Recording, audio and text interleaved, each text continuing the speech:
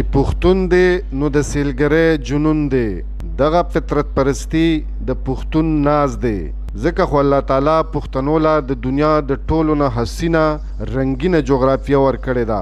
وړوکی اختر، خوږ اختر او د خوږو اختر.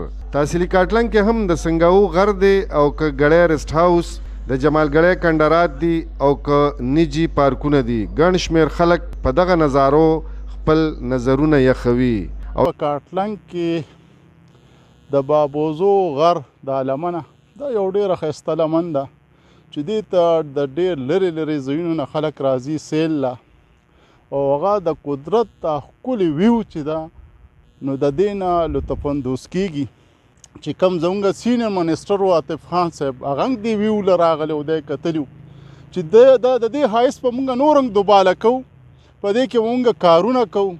هغه کارونه څه کې هغه شته سړکونه چې دي نو هغه یې راته خراب کړي دي. جی زما نوم حمزه دی، جی زه د غونډو اوسېدونکی یم.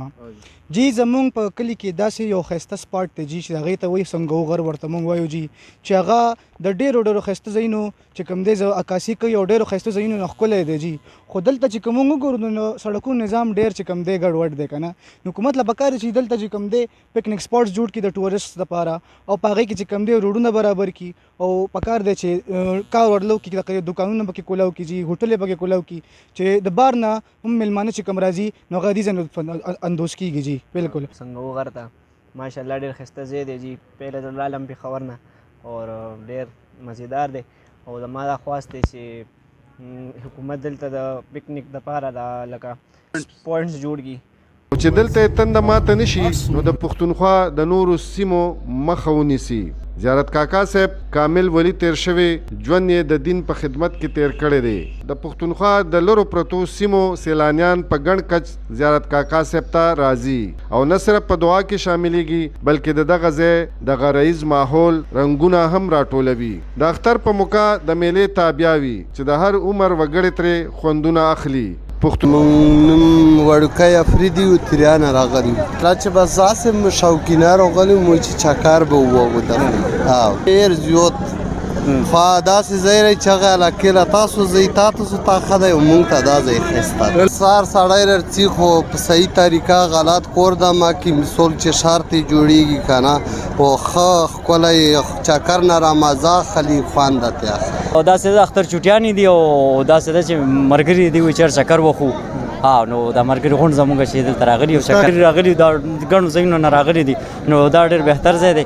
او بله خبره دا چې دعا به هم پکې سړي وکړي که نه نو ښه ځای دی چې دا هر موسم دی الله رب العزت چې کوم دی دلته ډېر ښایسته او ډېر ښه خلک راغلي الله رب العزت راوستی دي او ښه ښایسته ځای دی. د سیل که څوک راتلل غواړي نو ډېر مزېدار ځای دی او ښه پوره من ځای دی. کتلې مو جي خو دا ملګري وي نه دوباره ځو کاکا صاحب ډېر ښکلی ځای دی ډېر مزېدار ځایونه دي پکې بازار ډېر مزېدار دی نو بس د دغې وجې مونږ وایو چې چکر به وو راځه. ښه دی زبردست دی ډېر ښکلی دی او بس خلک راځي هم دا ښه ډېر خلک دي ښه انجوای کوي زبردست دی. اختر شپې ورځې دي او بل روزګار دی هر سړی کار مار چوټي کړی دی راغلي دي او اصل کې چې دی دلته بس هر قسمه خلک راځي هر قسمه خلک به ویني. پښتونخوا ریډیو مردان دغه رنګونه دغه عکسونه دغه مستۍ دغه جذبې او دغه نظارې ستاسو نظرونو ته نظرانه کوي.